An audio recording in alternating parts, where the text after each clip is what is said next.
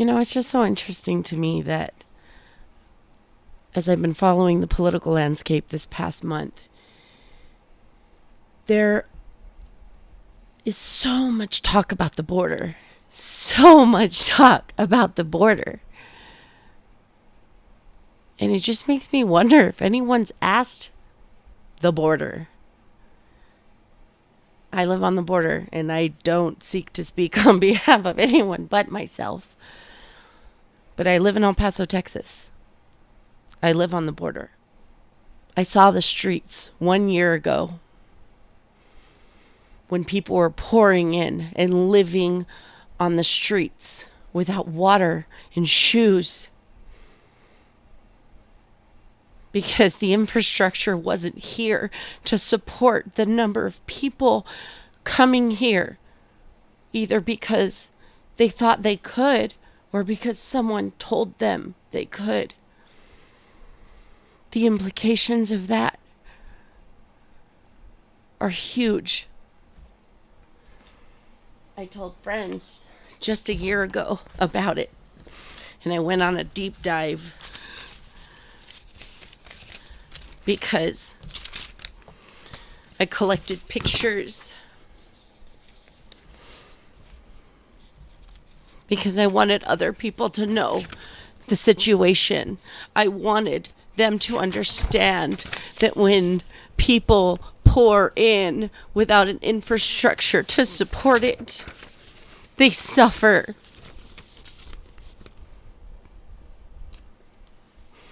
These were El Paso streets 1 year ago. All of these people are coming in droves. But I know people who have waited for years and years and years. I have a friend who has waited for almost 20 years and is in the final stage of permanent citizenship. He's been here. He's paid his taxes. He's gotten undergraduate and graduate degrees and been successful. And he still can't vote yet. I have another friend who missed his sister's wedding 10 years ago because the last stage of the process of citizenship was he needed to stay on American soil when his family, who are all American citizens, adopted him across the border. They paid thousands and thousands and thousands of dollars, and then they got stuck in the system. He stayed with my family. He ended up staying twice as long as he was supposed to and ended up missing his sister's wedding because there's such a backlog.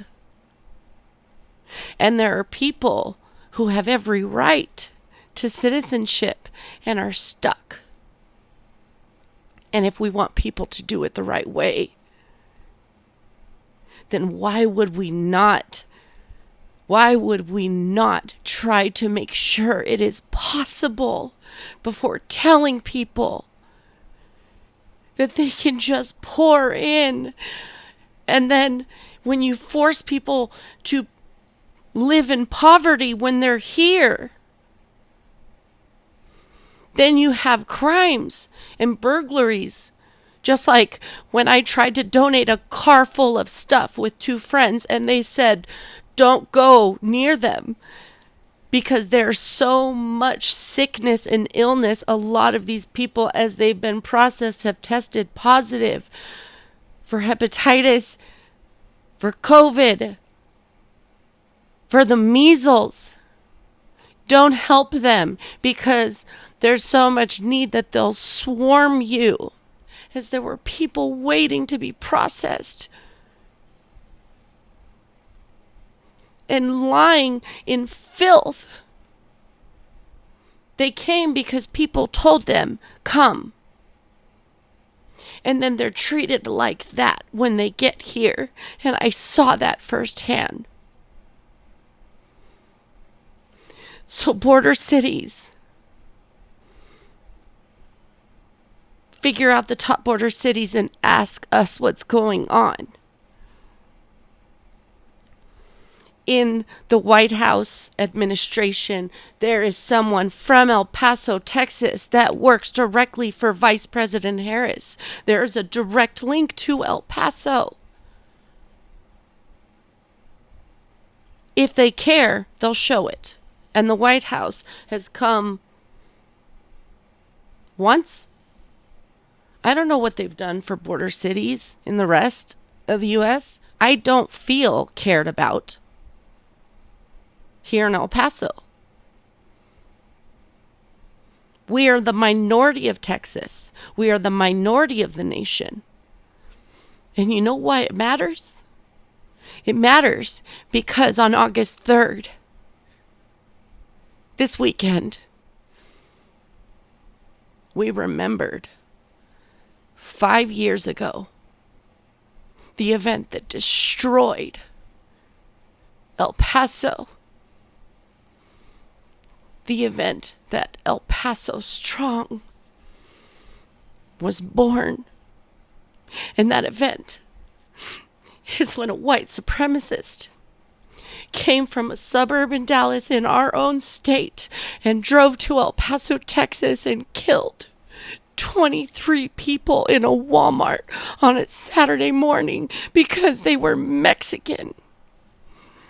He wrote a manifesto that went online minutes before he opened fire on the people of my city because they're Mexican, and he didn't want Mexicans to take over Texas.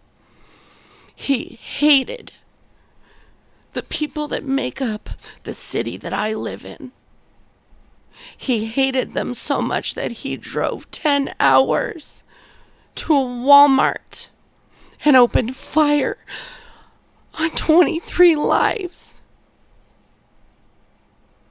and injured others. I will never forget that Saturday morning. I got a frantic phone call from my mom asking where I was. And I live on the west side. My sister and I live on the west side. But my great aunt lives right behind that Walmart. My parents live minutes from there. My family, my friends surrounded my friend was supposed to be there that morning. And something told him not to go.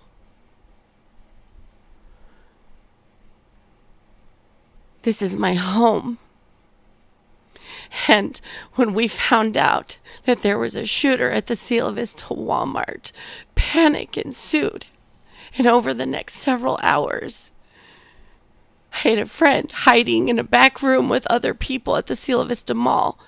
There was panic, and the body count just kept rising of more people dead and being identified, and the truth coming out. That this kid in his 20s took an AK-47 because he hates Mexicans. And he drove here from Allen, Texas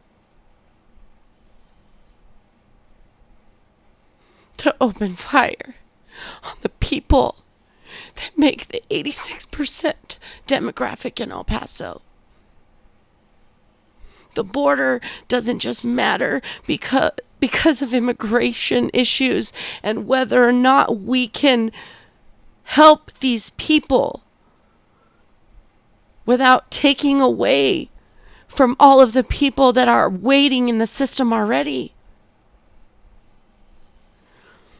It's important because the rhetoric and the attitude of not caring about cities like mine is why someone thinks that that is okay.